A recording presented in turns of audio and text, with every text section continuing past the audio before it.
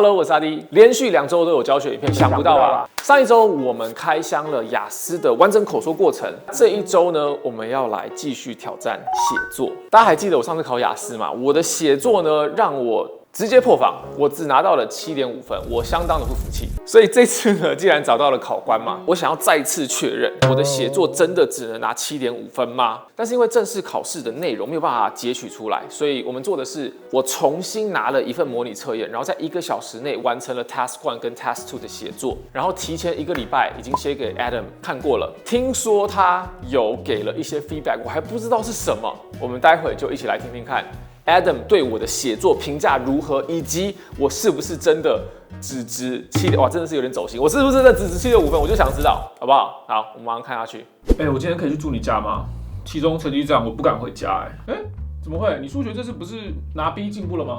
我爸觉得 B 是 below average 啊。你至少英文有 A 啊 ，average。那自然拿 D 怎么办 ？Don't come home。那如果考 F 的话 ，find a new family。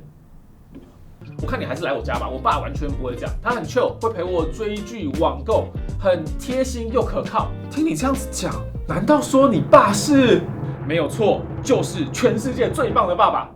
Surfshark VPN。Surfshark 爸爸透过隐藏 IP 跟加密资料，不但会随时随地保护我的网络安全，还会模拟带我到世界各地，陪我轻松看不同地区限制的影音串流内容。现在有很多网站会参考用户的地区位置来拟定商品价格。有了 Surfshark 爸爸温柔的保护，就能够避免被当网路盘子，帮我在线上购物时省下大笔费用。Surfshark One 方案集合了 Surfshark VPN、Antivirus 防毒软体、Search 独家无痕搜寻引擎、Alert 各自外泄警报，以及 Alternative ID 虚拟身份生产期，只需要1个方案即可获得全方位的防护，也太好了吧！我也想要 Surfshark 当我的爸爸，那有什么问题？现在开始每个月只要不到1杯咖啡的价格，就能够拥有 Surfshark 爸爸无私的爱。使用阿滴的优惠折扣码都瑞瑞，还能享有圣诞节优惠。购买2年方案再送免费5个月，用不习惯的话 ，Surfshark 也有30天的退费保证哦。有兴趣的话，我会把所有的优惠链接放在影片的资讯栏。好，我要跟 Surfshark 爸爸去看剧了。Okay, so Adam, can you talk a little bit about yourself and what you do here at ALTS? My name's Adam Malster, and I've been an English language teacher since 1996. I've been at the British Council since 2007, and now I'm the senior teacher for adult courses here. At an earlier part of my career, I used to be an IELTS examiner. 好的，那我们一样是跟 Adam 一起，我们现在要来研讨的是我们的 writing task。那我这一次写的，我自己觉得跟我正式考试里面的感觉应该差不多，就是我看完的那种觉得，我写的好像还不错的感觉好像差不多，所以我会想要问一下 Adam， 到底我拿7.5分是不是一个公平的分数？以及如果说真的是7.5的话，那我到底还能怎么样去改善我的写作，让我拿到更高的分数 ？Okay, so Adam, you've reviewed my writing. I see that you've written a lot of feedback. I'm a little scared to see it right now, but there's like a lot of feedback there. I'm just trying to be helpful. I scored a 7.5 band score last time I took the official test. Yeah. To be honest, I was not too happy with the score because I felt like my level of writing should have been better. Judging by what I've written for this video, did you think that's a fair score for me? What I'd say, first of all, 7.5 is a good score. Okay. And that is actually an achievement, right? It's quite difficult to get 7.5. Really? Yeah. I'm not necessarily sure that you should be unhappy with that, right? Oh, okay. If you think about what most universities for most courses accept, it's kind of 7.5-ish. There might be some exceptions. For certain courses, it might be a bit higher or even slightly lower, but you know that's kind of what universities insist on, right? If I think about your writing and what I saw from this particular task, I think that overall it was strong. I thought there was some really good parts to it, but there were also some weaknesses that I could see that would prevent you from getting the very highest bands. Yeah. All right, let's look into those points because I'm actually very curious, not to sound arrogant, because I felt like it's a very well put together task. I tried to use different vocabulary and sentence patterns. So let's start with task 1. So task 1, it's talking about the sale of desktop computers, laptops, and mobile phones. And here's the graph. I'm going to put everything that I've done for this task in the description box so you guys can follow along and look at the original text as we talk about the feedback from Adam. What can I do better here? There are two things that stood out immediately for me from this, and that is that I don't think that you're quite aware of some of the conventions that IELTS requires for scoring in some of the higher bands. So, for example, the IELTS Task 1 requires you to give an overview of the data. You've done a very good job in this answer of going through and quoting data and saying, this is what happened to the sales of desktop computers or mobile phones or whatever. But you've not looked at those three products, desktop computers, laptops, mobile phones, as a whole. When I was thinking about this, and this is what I often do when I'm marking these kinds of essays, I kind of think, well, what would my overview be? The very most basic overview here would be that more portable and smaller types of technologies. The sales of these were on the rise in comparison to more traditional technology like desktop computers, which slightly fell over the period, right? That gives you a picture of the whole, right? Okay. Now, if you provide that overview, and it's good to provide it near the beginning, then what happens is the reader can see that, and then you get the detail, and the detail justifies your overview. I had this notion of, I want to get every little detail out of this chart and make it so that you don't have to look at the picture. Just by the text, you can understand all the different data points. I think the question that I should ask is it okay to not mention some of the data points in the chart? Yeah, if you start with the overview, that will guide you to which data you want to quote.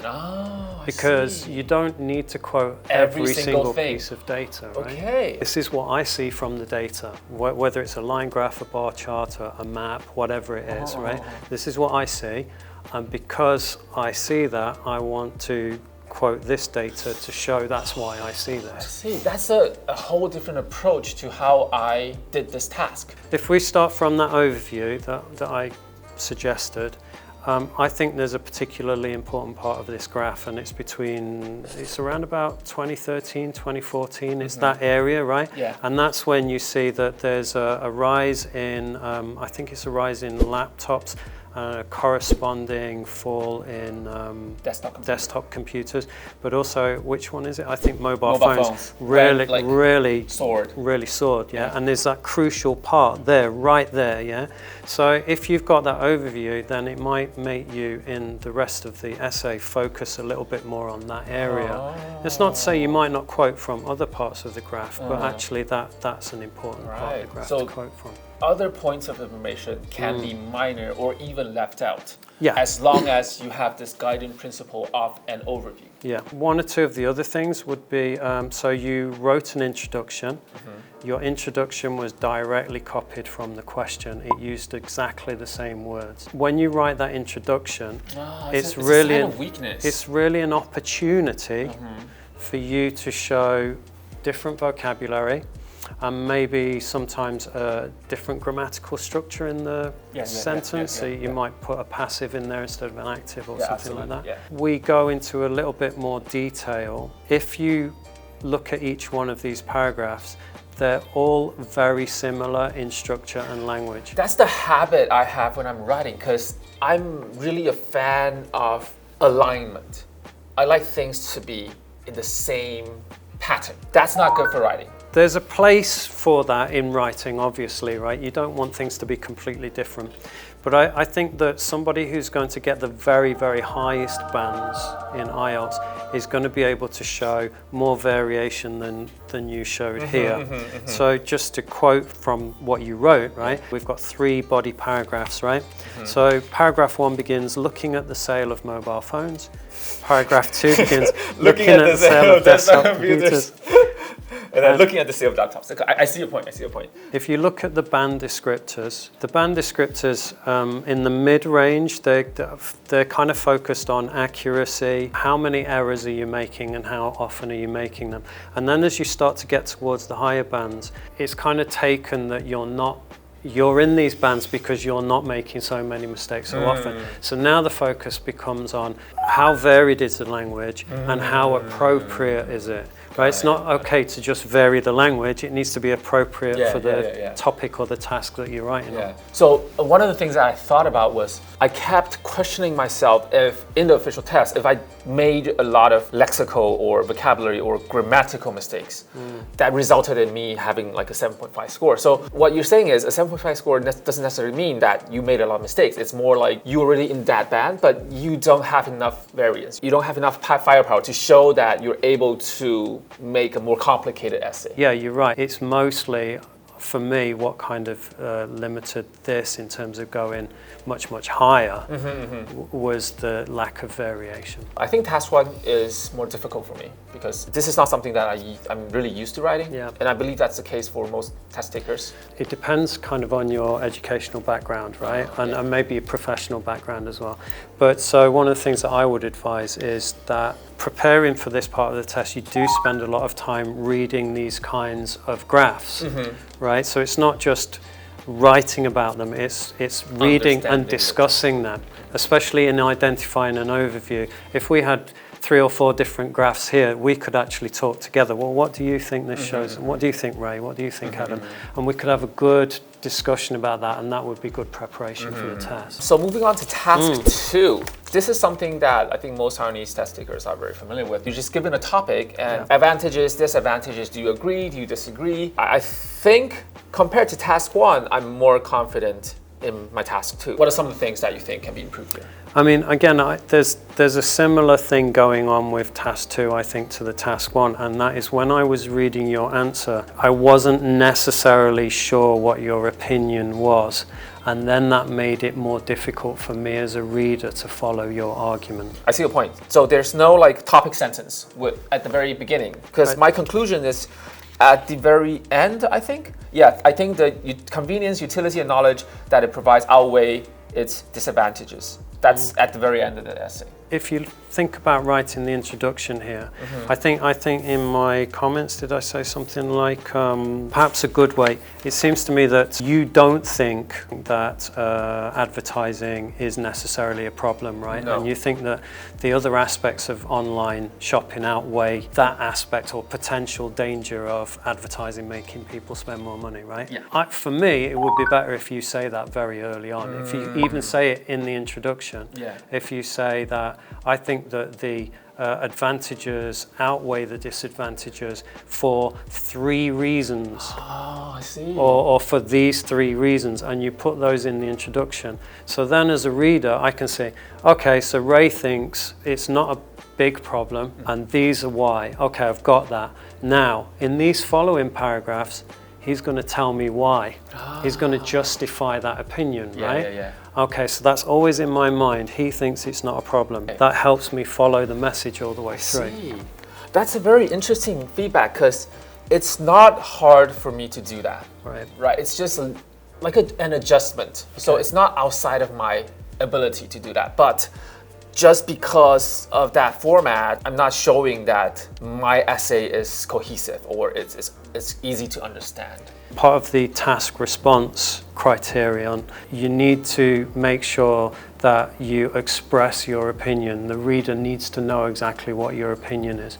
So if you do that, you're making it as clear as you possibly can. So for me to be clear about your writing, I know what you feel about this question. You did explain that to me, but my experience was I kind of had to dig a little bit to get to what that was.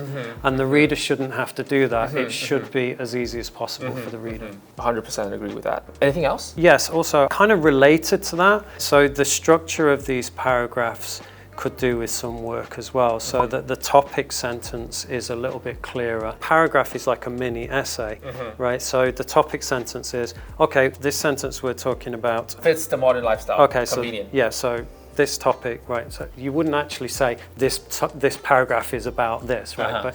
But that first sentence needs to say something like, it is convenient to have online shopping. Yes, maybe even full stop. That's quite a simple sentence, but then you might kind of have more complex sentences with examples in the rest of the paragraph. This brings me back to like the college days when I was writing essays and always fixing my topic sentences. But I get your point. Yeah, it's more about academic writing compared to not just putting out content. It has to be in a certain order. I mean, again, to be clear, it's not bad writing, right? It just could be better, right? Like kind of another thing would be, we referred earlier to variation in language. Again, I think there's some good variation in the sentence types here, but perhaps there could be more. Overall, I don't think that you should feel bad with your writing skills. I felt bad when I look at the number 7. Because for an Asian kid, 7.5. anything below 8 is a fail. But I do think that it's different perceptions. For you, for IELTS, officially you would see 7.5 as a top band score, right? Especially for writing. But for us, maybe we need to fix our perspective on that. Because I posted about this, and a lot of different people were also telling me how they felt disappointed in their own writing score. They felt like they could have had a better score.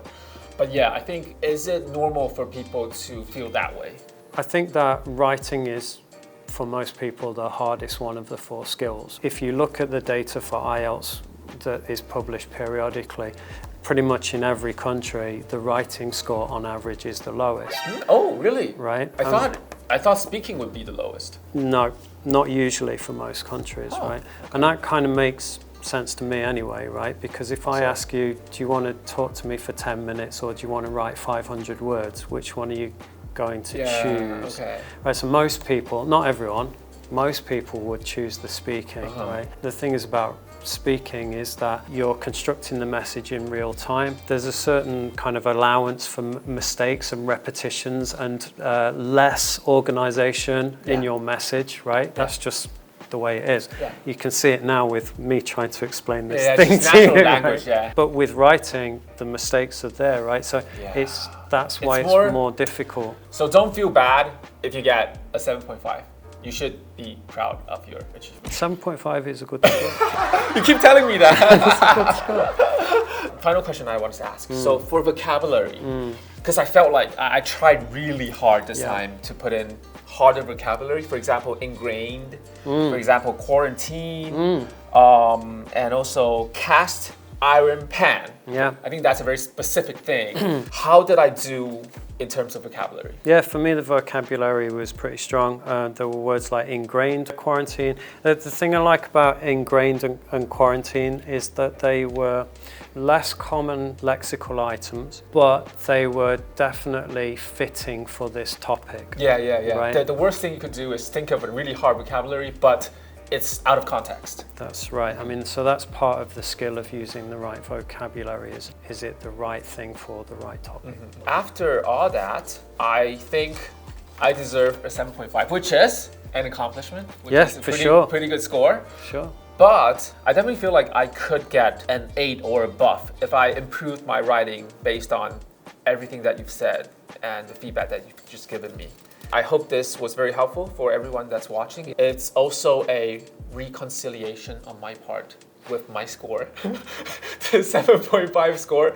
I think I can accept it a little bit more now. Feel a bit better. Yeah, I feel a little bit better. Good. Coming from you, saying that it's a good score, I also understand which areas I still need to improve upon. Yeah, I'm happy with 7.5. 好的，那以上就是我们针对雅思写作的讨论。其实我真的觉得今天的讨论比我想象中的让我更有收获。自我感觉良好是一件事情，但是去了解到说他们在评比的时候会看哪一些项目，跟你在做哪一些调整之后，它就会变成是一个比较好阅读的文章。这件事情是在我们刚刚讨论之中，我觉得没有任何借口的。我的文章就是有很多还可以进步的地方。我原始的文章 ，Adam 他其实真的给了很多 feedback， 然后我刚刚仔细看，也有很多是我们刚刚影片里面没有讨论到，但他的 feedback 有写的。